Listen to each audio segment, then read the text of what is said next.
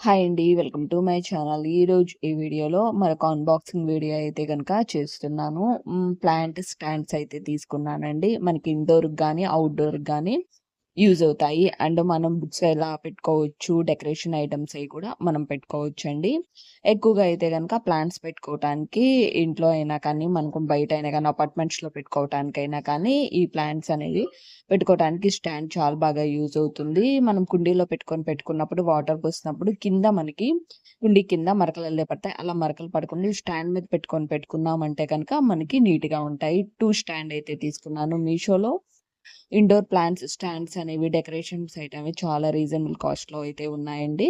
Purchase చేసుకోండి. Hi అండి. Welcome to my channel. ఈరోజు ఈ వీడియోలో మరొక అన్బాక్సింగ్ వీడియో అయితే గనక చేస్తున్నాను.